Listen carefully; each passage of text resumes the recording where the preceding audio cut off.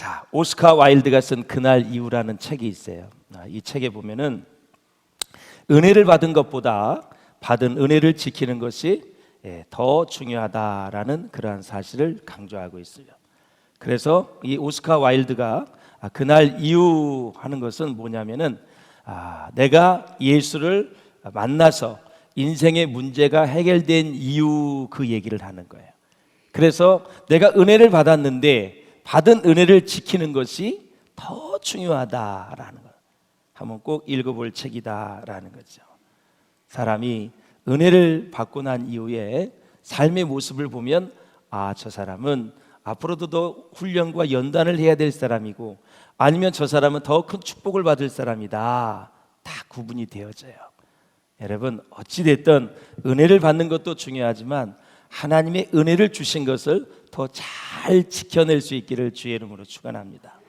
지켜낸다는 것은 감사를 부여하고 헌신을 하고 순종하고 충성해서 그 은혜가 너무너무 하나님께 고맙고 감사해서 사랑의 빚진 자로 사는 그런 모습을 얘기하는 거예요. 하나님이 허락하신 은혜를 소홀히 생각하고 방치해서 우리 삶에 문제가 찾아왔다면 하나님은 그 책임을 우리에게 물으실 것입니다. 은혜를 받는 것보다 소중하게 간직하고 키우는 것이 더 중요하다라는 말씀입니다. 왜냐하면 하나님의 은혜에 거하는 사람에게 하나님은 더 큰 은혜를 주시기 때문에 그렇습니다. 여호와 일에 더 놀라운 축복을 주시기 때문에 은혜를 잘 간직하고 살아야 됩니다. 어버이날을 맞이해서 이렇게 전화도 드리고 키워주셔서 감사하다고 이렇게 잘 여러분 하면 부모님들이 참 좋아해요. 저도 이렇게 전화를 드리고 저렇게 여러분에게 전화를 드렸어요. 무척 좋아하세요. 그렇다면 은혜 안에 거하는 사람은 여러분 어떤 사람일까? 어떤 근심 걱정이 있어도 기도하는 사람인 줄로 믿습니다. 기도하는 사람이다. 사복음서에 보면 예수님과 12제자는 3년간의 함께하는 생활 속에서 일상적 대화를 잘 소통을 했어요. 3년 동안 숙식을 하면서 여러분 얼마나 귀대한 일들을 했는지 몰라요. 그런데 한편으로 영적인 대화는 소통하지 못했어요. 왜 그랬을까? 제자들이 영적으로 어두웠고 영적으로 눈을 뜨지 못했기 때문에 내가 십자가에 죽을 거야, 너희들의 누군가 나는 배반할 거야, 별 미래의 얘기를 해도 그것이 무슨 얘기인지를 못 알아듣는 거예요. 그래서 영적인 소통이 잘 이루어지지 않았다라는 거예요. 자, 예수님이 십자가의 죽음에 대해서 계속 말씀하셨어요. 수석 제자라고 하는 베드로는 주여 어디로 가십나이까? 그러면서 막 예수님께 물어요. 왜 우리는 주님을 따라갈 수 없습니까? 막 항변을 할 정도였어요. 사람들은 다 주를 버릴지라도 나는 절대 주를 버리지 않겠나이다. 네가 다 울기 전에 3번 나를 부인하리라. 바로 전날 얘기했어요. 다음 날 부인했어요. 이렇게 예수님이 가는 길을 영적으로 어두우니까 잘 모르는 거예요. 뿐만이 아니라 여러분 여러 명의 제자가 있었지만 의심 많은 도마를 보십시오. 주님이 어디로 가시는지 알지 못하는데 그 길을 우리가 어떻게 알 수 있겠습니까? 그때 사랑하는 여러분, 예수님이 뭐라 그랬어요? 너는 왜 그렇게 의심이 많으냐? 3년 동안 그렇게 가르쳐줬는데 그걸 모르냐? 그렇게 야단치지 아니하시고 내가 곧 길이다, 진리다, 생명이다. 나로 말미암지 않고는 아버지께로 올 자가 없느니라. 또 예수님이 길이요 진리요 생명인 것을 가르쳐 주셨어요. 이렇게 어리석은 질문을 하는 것을 보면 모든 제자가 예수님이 가시는 그 길에 대해서 전혀 깨닫지 못했다라는 것을 알 수가 있습니다. 오늘 본문에는 3번째로 빌립이 나타나서 예수님께 또 다른 사랑을 요구하는 거예요. 뭘 요구했을까? 8절을 한번 읽어보겠습니다. 시작. 빌립이 이르되 주여 아버지를 우리에게 보여주옵소서 그리하면 족하겠나이다. 아멘. 하나님을 보여달라는 거예요. 하나님을 보여달라. 이제 제자들이 예수님이 마지막 순간이라고 막 말씀을 하시니까 자기들 안에 있는 궁금했던 거, 자기들의 욕구, 모든 인간적인 욕구를 막 내품기 시작을 했어요. 이 사람이 마지막이니까 이런저런 질문을 하는데 한결같이 다 예수님의 마음을 흡족시키는 그러한 질문이 아니라 어리석은 질문을 하고 있는 것. 야, 쟤네들을 두고 내가 어떻게 죽지? 어떻게 내가 승천하지? 어떻게 부활하지? 걱정이 되었지만 결국 보혜사 성령을 통해서 예수님은 다 해결해 주신 줄로 믿습니다. 자, 그 중에 하나가 이제 예수님이 이제 빌립이 말한 질문, 하나님이 보여달라. 여러분 어떻게 얘기해요? 여러분 만약에 천도를 나갔는데 누가 하나님 보여주면 내가 믿겠다고 얘기할 때 어떻게 대답할 거예요? 우리 전도 복고 훈련에 잘 훈련 받죠, 여러분? 우리 한번 읽어보세요. 7절, 8절 시작. 너희가 나를 알았더라면 내 아버지도 알았으리로다. 이제부터는 너희가 그를 알았고 또 보았느니라. 빌립이 이르되 주여 아버지를 우리에게 보여주옵소서. 그리하면 족하겠나이다. 한결같이 빌립도 베드로와 도마처럼 어리석은 질문을 하고 있는 모습을 봐요. 영적으로 어둡기 때문에 그렇습니다. 사랑하는 여러분, 그 어리석은 질문에도 불구하고 예수님은 이 제자들에게 놀라운 축복의 말씀으로 응해 주는 거예요. 야, 3년 동안 배웠는데 아직도 그걸 몰라? 야, 답이 없다 너희들은. 야, 제자를 바꿔야 되겠다. 그렇게 하지 아니하시고 우리 예수님이 9절에 이렇게 축복을 해주셨어요. 시작. 예수께서 이르시되 빌립아, 내가 이렇게 오래 너희와 함께 있으되 네가 나를 알지 못하느냐? 나를 본 자는 아버지를 보았거늘 어찌하여 아버지를 보이라 하느냐. 아멘. 빌립아, 너 3년 동안 나하고 같이 있었잖아. 내가 하나님이야.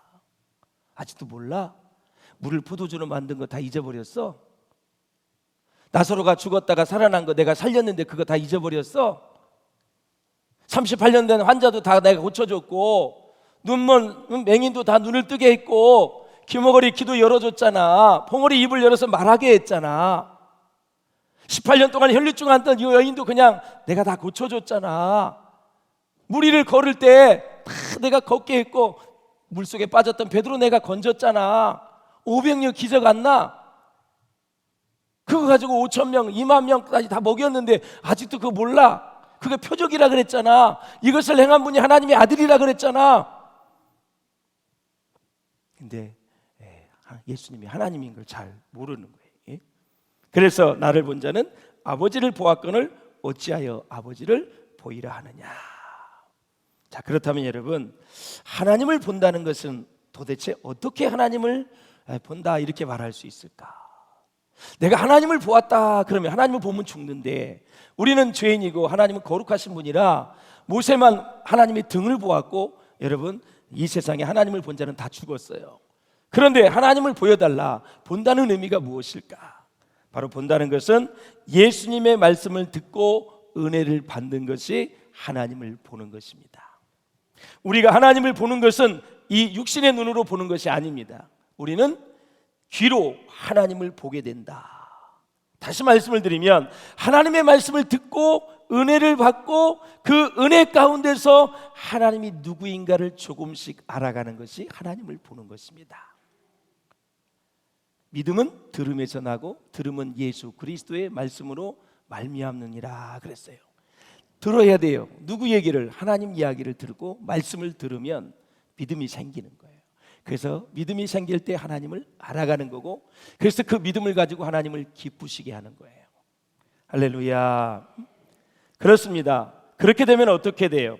하나님을 우리가 만나게 되면 우리의 얼굴에서 하나님의 영광이 빛이 나면서 우리의 삶의 모든 미신과 두려움이 다 사라지게 되고 성령 충만, 믿음 충만하게 되는 것입니다. 그래서 요한복음 10장 30절에는 나와 아버지는 둘이라 그랬어요. 하나이니라 그랬어요. 하나이다. 7절 하반절에도 보면 이제부터는 너희가 그를 알았고 또 보았느니라 그랬어요. 하나님을 안다는 것은 지식적으로 아는 것이 아니라 하나님과 개인적으로 가까워지는 것을 말하는 것입니다. 그렇다면 하나님과 어느 정도 가까워지는 것일까요? 어느 정도 가까워지는가? 성경에 보면 계속해서 신랑과 신부로 비유하고 있고 아버지와 아들로 계속 비유하고 있는데, 친아버지와 아들처럼 가까워진다. 이 세상에서 제일 큰 축복이 두 가지가 있어요. 하나는 예수 그리스도의 피로 말미암아 죄사함 받는 축복이 있고, 예수 그리스도를 내 마음에 믿으면 하나님의 자녀되는 권세를 주는 축복. 이 두 가지가 성경에서 가장 큰 축복이에요. 그래서 우리가 자녀되는 권세를 가졌다는 것은 우리의 친아버지 되신 하나님과 내가 가까워졌다라는 거예요. 할렐루야. 그래서 우리가 사람을 사귀잖아요. 그럼 너무 가까이 알게 되면 그 사람이 풍기는 인간 본연의 냄새를 맡게 돼요. 타락한 본능이 있기 때문에 깊이 사귀면 그 타락한 그 모습이 딱 들어와요. 우리가 연애를 할 때는 그걸 잘 안 보여주려고 그래. 그런데 이제 같이 살면은 이것저것 다 보여줘. 의사결정할 때, 어려운 일을 당할 때, 억울함을 당할 때, 그다음에 물건을 살 때, 아이를 기를 때, 아이가 울 때 많은 반응을 보면 아, 저 남자는 저런 사람이었구나, 저 여자는 저런 사람이었구나, 이걸 이제 다 알게 되는 거죠. 그렇게 깨끗하게 옷을 입고 다니는데 이제 결혼해서는 아무것도 안 치워. 완전 쓰레기장이야. 그게 다 살아봐야 그 사람을 아는 거고, 사귀어봐야 그 사람을 아는 거예요. 그래서 이렇게 사람끼리 사귀면 사람 본연의 냄새를 맡게 돼요. 왜? 그 사람 안에 뭐가 있기 때문에 어둠의 세력이 있어요. 타락한 본능을 가지고 있어요. 그러나 우리 예수님을 만나면 그분이 점점점 좋아집니다. 더 사랑하게 됩니다. 그분은 만나면 만날수록 너무너무 매력적인 분이에요. 한 번도 우리를 실망시키지 않는 분이 바로 예수님이세요. 하나님이시니까 그렇죠. 예. 그분을 만나면 기분이 좋아져요. 상쾌해져요. 막 우리에 있는 문제도 다 해결돼요. 육체의 질병도 치료해 주세요. 마음 걱정 근심이 다 떠나가게 돼요. 소망 중에 살 수 있어요. 낭망하지 않아요. 왜? 우리 주님은 영원한 생명 되신 분이기 때문에 그분과 함께 있으면 너무너무 즐겁고 너무너무 마음이 좋고 그냥 어찌할 수가 없어요. 예수님 깊이 만날 수 있기를 주의 이름으로 축원합니다. 그 하찮은 인생 문제 해결하려고 질질질 짜지 마시고 그 인생의 전부가 되신 그 주님을 만나야 돼요. 그 주님을 만나게 되면 이 세상의 문제는 아무것도 아니야. 그냥 바람 앞에 그냥 슬슬 지나가는 것들이야. 아무것도 아니야. 이 세상에 크게 보이는 것은 주님을 깊이 못 만난 거예요. 주님이 크게 보이면 이 세상의 것은 다 아무것도 아니야. 할렐루야. 이따가도 없어질 거고 없어지다가 다시 생기는 거고, 그래서 우리가 하루하루 하나님의 깊은 교제 속에서 사는 것이 최고의 축복이다.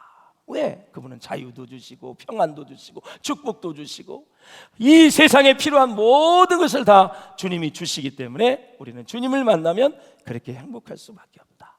왜 그러냐? 예수님 안에 하나님이 계시기 때문에 그래요. 예, 예수님 안에. 예수님을 보면 그 안에서 하나님을 발견할 수가 있습니다. 그래서 예수님 안에는 영원한 사랑이 있어요. 용서가 있어요. 능력이 있어요. 축복이 충만하기 때문에 우리는 복된 인생을 살 수밖에 없다. 빌립아, 나를 본 사람은 하나님을 본 거야. 놀랍지 않습니까, 여러분? 자, 그래서 예수님이 하나님의 아들이라는 이 말씀은 우리도 그분을 믿으면 하나님의 아들이 된다라는 그런 의미예요. 그래서 12절에 보면 영접하는 자, 그 이름을 믿는 자들에게는 누구의 자녀? 하나님의 자녀가 되는 권세를 주셨으니. 아멘. 그래서 누구든지 예수님을 믿으면 하나님의 자녀가 되는 권세를 갖게 되는 거예요. 그래서 인간이 하나님을 아는 방법은 아주 간단합니다. 인간이 하나님이 되는 것입니다. 그런데요, 인간은 절대 하나님이 될 수가 없어요. 다만 하나님께서 인간이 되시면 인간은 그분을 보고 느끼며 만질 수 있죠.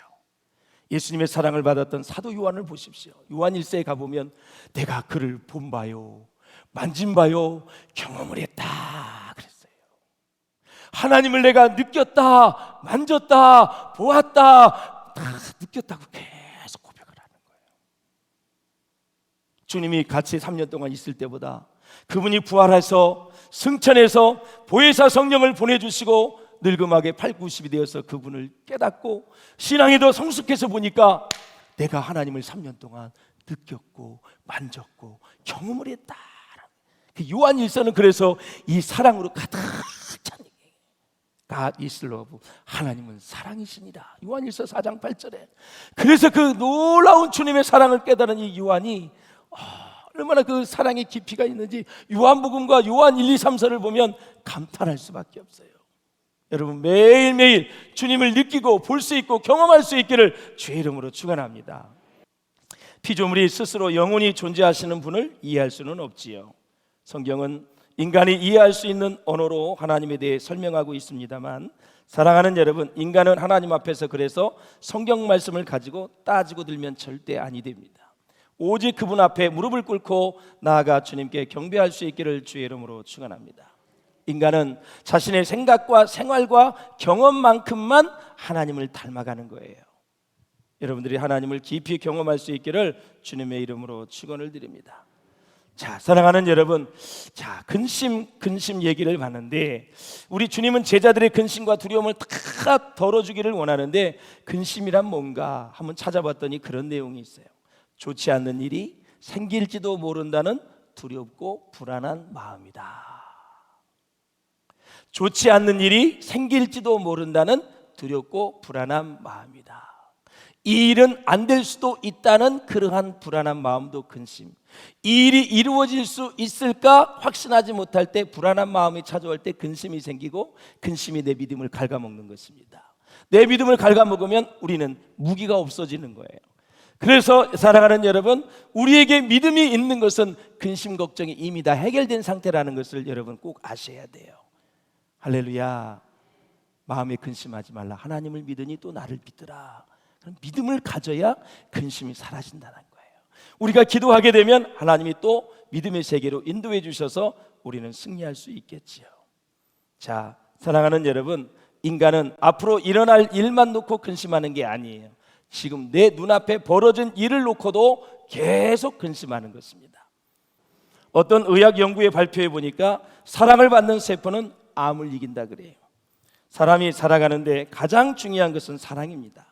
사랑을 하고 사랑을 받는 만큼 행복한 건 없습니다. 내가 누구에게 사랑을 받고 있다라는 것은 최고의 행복한 것입니다. 그래서 사랑하는 여러분, 항상 사랑하면서 살 때 다른 사람에게 좋은 영향력을 줄 수 있고 건강하게 살 수 있도록 여러분들이 환경을 조성해 가는 거예요. 스트레스를 주지 않기를 바랍니다. 상처를 주지 않기를 바랍니다. 기왕에 이 땅에 태어난다면 다른 사람을 사랑하고 사랑을 받는 그런 관계여야지 우리는 육체도 건강할 수 있고 영혼도 우리가 하나님 앞에 올바로 세워질 수 있다라는 거예요. 미국의 20대 대통령이 제임스 가필드입니다. 이 사람이 이제 대통령에 취임을 해야 되는데 나이가 많은 어머니, 잘 걷지도 못하는 어머니가 계셨어요. 그런데 이 대통령은 얼마나 효자인지 꼭 어머니를 모시고 취임식을 해야 된다 그래서 취임식 전날 어머니하고 얘기를 했어요. 어머니, 다리가 아프셔서 못 걷지만 어머니가 만약에 취임식에 안 나가시면 나도 안 갑니다 할 정도로 어머니를 모시고 싶었어요. 그래서 취임식을 하는 가중에 그의 소감을 묻는 질문에 모든 영광을 하나님께 돌리고 자기를 키워주시고 낳아주신 그 어머니께 영광을 돌리는 아름다운 모습을 봤어요. 참 미국의 대통령 중에서 최고의 효자라고 소문난 대통령입니다. 그러면 우리나라는 그런 사람은 없을까? 책을 찾아보니까 율곡 선생의 전기를 보게 됐는데, 율곡이 5살 때 어머니의 병환이 위독했을 때 밤중에 사당에 가서 이렇게 기도를 했나 봐요. 신이여, 내 몸을 바쳐 어머니 병환이 이독하게 되었으니 나을 수만 있다면 내 몸을 기꺼이 드리겠습니다. 율곡이 11살 때 일이었습니다. 이제는 아버지가 너무너무 몸이 아파서 이제는 피를 필요로 하는 그런 상황인데 꼬챙이를 찾아서 자기 팔을 찔러가지고 피를 뽑아서 아버지에게 먹였다가 아버지를 살린 그런 일이 있다라는. 사랑하는 여러분, 근심을 시켜드리는 자녀가 아니라 우리 부모님에게 다 정말 효자가 다 효녀가 될 수 있기를 주의 이름으로 축원합니다. 예수 잘 믿으면 다 효자가 될 수가 있습니다. 사랑하는 여러분, 예수 그리스도는 우리가 보고 알고 믿는 전 인격체입니다. 예수님의 얼굴에 하나님의 얼굴이 있다고 성경은 말씀하고 있습니다. 그렇다면 우리가 예수님을 묵상하고 그분과 함께 살아간다면, 그분을 의지한다면 두 가지 축복을 말하고 있어요. 첫째는 12절에 나와 있습니다. 시작. 내가 진실로 너희에게 이르노니 나를 믿는 자는 내가 하는 일을 그도 할 것이요 또한 그보다 큰 일도 하리니 이는 내가 아버지께로 감이라. 아멘. 어떻게 예수님보다 더 큰 일을 할 수 있을까? 이것은 바로 근거가 어디였느냐? 성령을 보내주시겠다. 두 번째는 기도하는 자에게는 어떤 기도든지 예수의 이름으로 기도하는 것은 응답해 주시겠다. 사실 우리가 예수님처럼 여러분 십자가에서 죽을 수는 없지요. 우리가 무리를 계속 걸을 수 없습니다. 질적인 면에서는 예수를 능가할 수 없지만 예수님은 3년 동안 사역을 했어요. 제자들은 10년, 20년 사역을 했기 때문에 그 양적인 면에서 훨씬 더 예수님을 능가한다, 그 뜻이지 질적인 면에서 예수님을 능가한다는 게 아니에요. 예수님이 3년 동안 조용한 이 팔레스타인 지역에서 경상북도 강원도만한 땅에서 그렇게 활동을 했지만 제자들은 전 세계에 흩어져서 도마도 마찬가지고 많은 사람들이 아프리카 지역, 유럽까지 가서 복음을 전했기 때문에 양적인 면에서, 시간적인 면에서 더 큰 일을 할 수 있다, 그런 의미다라는. 사랑하는 여러분, 두 번째 축복을 주시겠다고 말씀하셨는데 13절에 있습니다. 시작. 너희가 내 이름으로 무엇을 구하든지 내가 행하리니 이는 아버지로 하여금 아들로 말미암아 영광을 받으시게 하려 함이라. 아멘. 14절에도 보면 내 이름으로 무엇이든지 내게 구하면 내가 행하리라. 바로 근심을 덜라면 예수님은 기도하라고 본문에 4번씩이나 강조하고 있는 것을 우리가 볼 수가 있어요. 사랑하는 여러분, 솔직히요, 걱정거리가 너무너무 생기면 기도 안 됩니다. 저도 마찬가지예요. 너무너무 영이 눌리면 기도 못합니다. 그리고 너무너무 삶이 물질적으로 힘들어도 못합니다. 주여 주여만 하지 잘 못해요. 그래서 사도 바울은 우리에게 아무것도 염려하지 말고 오직 모든 일에 기도와 간구로 감사함으로 하나님께 아뢰라 그랬어요. 우리가 염려가 심하면, 근심이 많으면 기도 못한다는 것을 다 알고 있다라는 것입니다. 그러므로 사랑하는 여러분, 우리의 인생 가운데 하나님의 이름으로, 예수의 이름으로 기도하면 우리 주님은 다 응답해 주시겠다고 약속을 해 주셨습니다. 그래서 무슨 일을 하든 우리는 기도를 하는 것입니다. 조지 밀러가 5만 벌의 응답을 받은 이 기도의 대장이라 그러죠. 저는 3번씩이나 그 책을 봤습니다만 평생을 2사람을 놓고 기도했지요. 한 사람은 뮬러가 죽기 전에 예수를 영접했고, 또 한 사람은 뮬러가 죽은 후에 한 달 만에 예수를 영접을 했습니다. 참 얼마나 감사한 일입니까? 죽은 이후에도 그 기도가 응답되었다라는 거죠. 사랑하는 여러분, 최고의 효도는 부모에게 전도해서 지옥 갈 부모가 천국으로 가게 하는 것입니다. 그거 뭐 맛있는 거 그게 문제가 아니에요. 영원히 지옥에 갈 우리 부모님을 영원한 영생의 축복을 받는 저 천국으로 인도하는 것이 최고의 축복이라는 것을 잊지 마시고 부모님들을 주 앞으로 인도할 수 있기를 주의 이름으로 축원합니다. 그래서 기도가 없는 사람들은 무력할 수밖에 없습니다. 기도가 없는 사람들은 세상 가운데 아무 일도 할 수 없습니다. 제가 목회할 때 제일 당황해하는 것은, 목사님 기도도 안 하면서 이 일을 나에게 맡겨주십시오, 목사님 이 일을 하면 제가 잘하겠습니다, 이렇게 말할 때가 제일 당황스럽습니다. 저를 당황하지 않도록 여러분들이 조금 철저하게 조심해 주셨으면 좋겠습니다. 기도도 전혀 안 하면서 이 일을 하겠다 맡겨달라고 말하지 마시고 먼저 기도부터 하시고 여러분 사역을 위임받을 수 있기를 주의 이름으로 축원합니다. 사역에만 욕심을 가지면 나중에 반드시 시험에 걸리지만 기도하고 시작하는 사역은 풍성한 열매로 너도 좋고 나도 좋고 하나님께 큰 영광이 되는 줄로 믿습니다. 사랑하는 여러분, 기도하면 염려할 것이 없습니다. 기도하면 걱정할 것이 없습니다. 누구든지 예수의 이름으로 구하면 하나님이 행하게 해주시고 역사해 주시고 응답해 주셨다고 말씀하셨습니다. 성경에는 328가지의 기도 제목이 있습니다. 우리의 선진들이 기도했는데 모두가 다 응답되었다라는 사실입니다. 예스든 노든 웨이트든 3가지 하나로 하나님은 다 응답해 주셨기 때문에 최고의 축복의 인생은 기도 가운데 그 비밀이 있다는 것을 잊지 마시고, 걱정 근심이 찾아오고 들랑 고난과 시련과 역경이 올 때에 무릎으로 하나님 앞에 나아가 하나님의 지혜와 능력으로 늘 승리할 수 있기를 주의 이름으로 축원합니다.